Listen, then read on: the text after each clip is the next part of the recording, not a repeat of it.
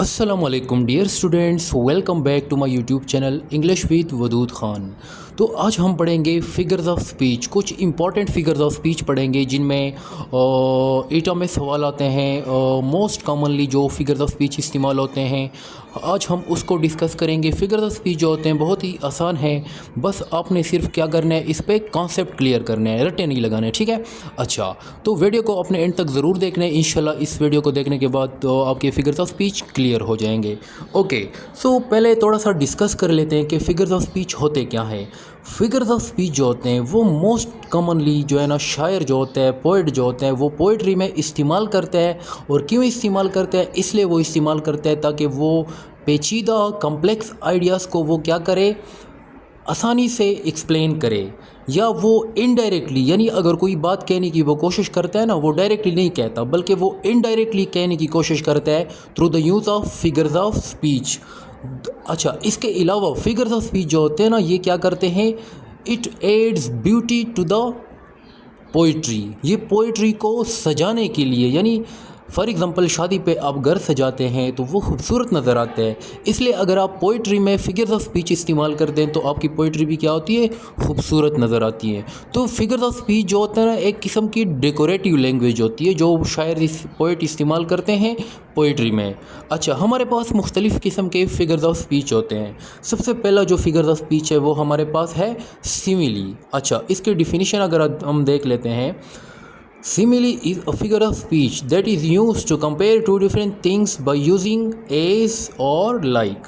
simile एक ऐसा figure of speech होता है जिसमें हम दो मुख्तलिफ़ चीज़ों को कंपेयर करते हैं और अल्फाज का इस्तेमाल करते हैं, कुछ मखसूस अल्फाज का इस्तेमाल करते हैं, जिस तरह एज हो गया और लाइक हो गया, ठीक है। एज के ज़रिए से और लाइक के ज़रिए से हम दो मुख्तलिफ़ चीज़ों को क्या करते हैं, कंपेयर करते हैं। फॉर एग्ज़ाम्पल हमारे पास पहला एग्ज़ाम्पल है सिमिली का, my mother has eyes like a hoc.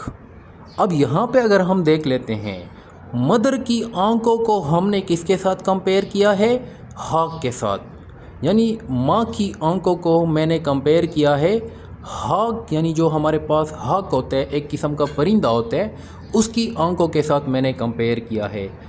क्यों कंपेयर किया है? दोनों में एक चीज़ कॉमन होती है, हॉक की जो आइज़ होती है वो बहुत ही शार्प होती है, ठीक है। तो अगर यहाँ पे मैंने my mother has eyes like a hawk, यानी कि मेरी माँ के जो आंखें हैं वो हॉक की तरह क्या है, शार्प है। यानी हॉक की जो आंखें होती है ना, उसमें एक क्वालिटी होती है, शार्पनेस होती है, वो बहुत तेज़ नज़र होती है उसकी, जिसकी वजह से हमने क्या किया है, उसकी आंखों को और मेरी मदर की आंखों को हमने क्या किया है, कंपेयर किया है, ठीक है। अच्छा, दूसरा हमारे पास एग्ज़ाम्पल है, he is as brave like a lion, ठीक है। अच्छा, दूसरा जो हमारे पास एग्जांपल है, इसमें थोड़ी सी मिस्टेक है। ये सेंटेंस इस तरह दो तरह से हो सकते हैं। एक तो इस तरह से होगा, ही इज़ ब्रेव, यहाँ ब्रेव से पहले एस को मिटा दो। अगर आपने लाइक लगाना है ना तो आपने एस को क्या करना है, हटाना है। He is brave like a lion, या फिर आप इस तरह से कर सकते हो, लाइक की जगह पर आप एक दूसरा एज लगा दो। He is as brave as a lion, वो शेर की तरह बहादुर है। तो इस लाइन में भी हमने फिगर ऑफ स्पीच इस्तेमाल किया है, यानी ही जो है ना, एक बंदा है, उसको हमने शेर की तरह, शेर से कंपेयर किया है। दोनों में कौन सी चीज़ कम है, ब्रेवनेस, ठीक है। यानी ब्रेवनेस एक क्वालिटी है जो दोनों चीज़ों में कॉमन है। हालांकि ही जो है ना एक इंसान है और लायन जो है ना एक जानवर है, तो दो डिफरेंट चीज़ों को हमने कंपेयर किया है। तो ये क्या, यहाँ पे सिमिली का इस्तेमाल हुआ है।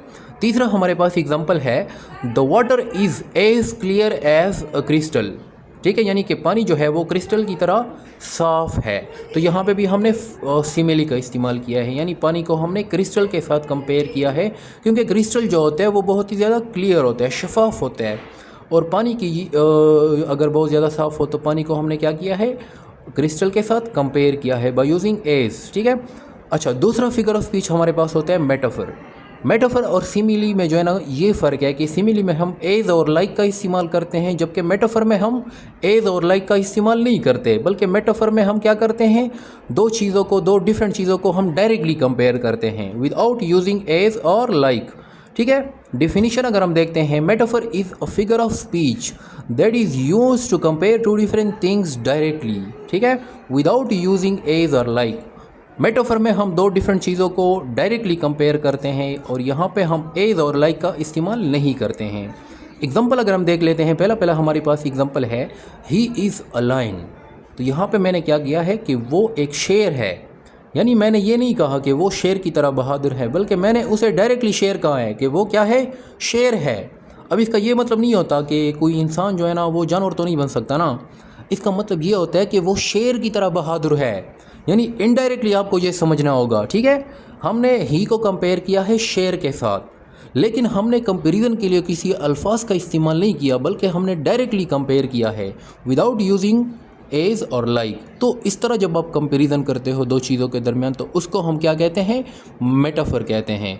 दूसरा एग्जांपल हम देखते हैं मेटाफर का।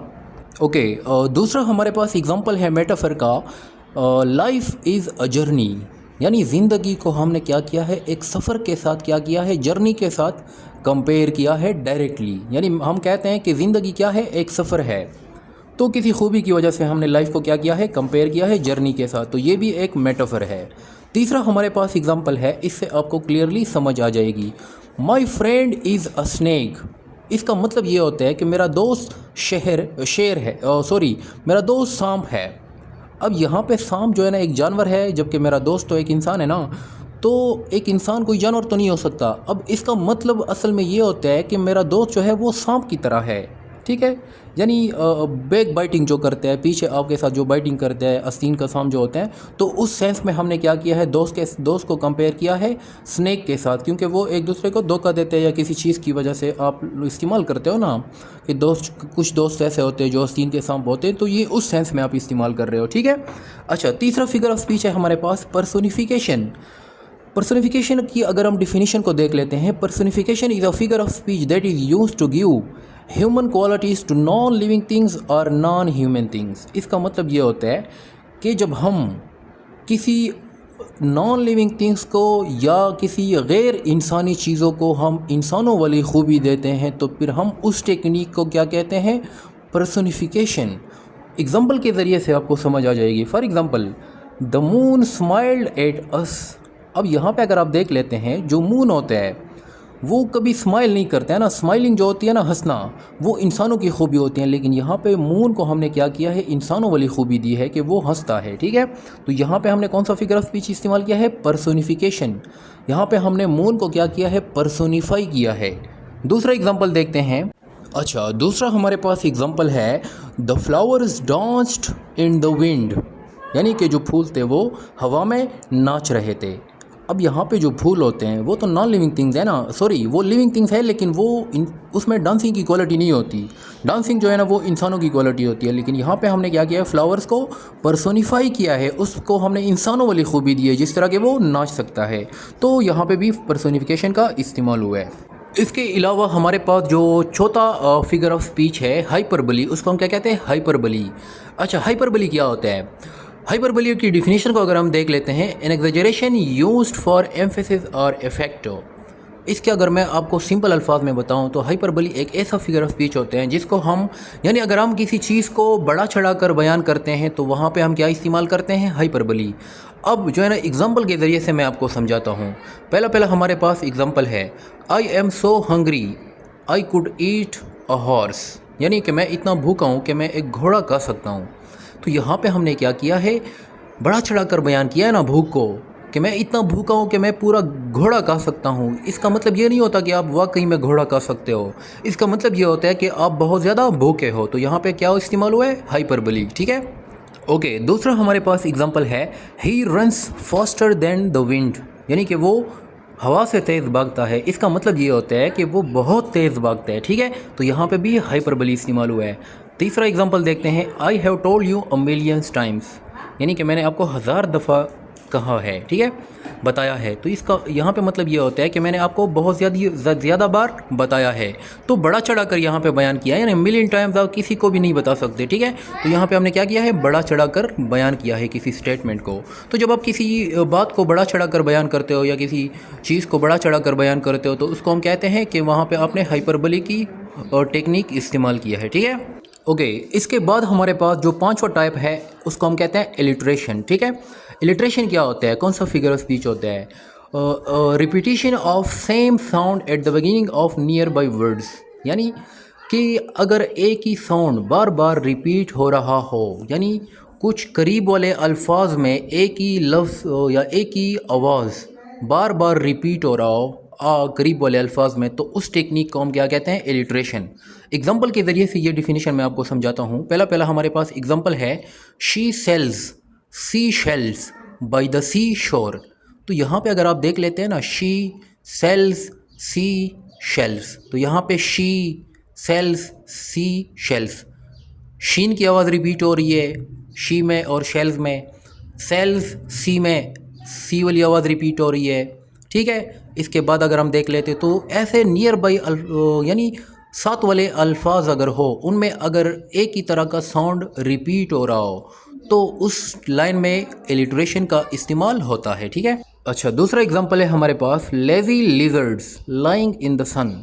यहाँ पे अगर आप देख लेते हो तो एल की साउंड जो है ना, लेजी और लिजर्ड में एल वाली आवाज़ साथ वाले अल्फाज में क्या हो रहा है, बार बार रिपीट हो रहा है, तो यहाँ पे भी एलिट्रेशन का इस्तेमाल हुआ है। तीसरा हमारे पास एग्जांपल है, tall trees trembled in the wind. तो यहाँ पे अगर आप देख लेते हो ना, सिमल्टेनियसली एक साथ, ये नियर बाई वर्ड्स में भी हो सकते हैं और एक साथ भी हो सकते हैं, तीन अल्फाज, ठीक है।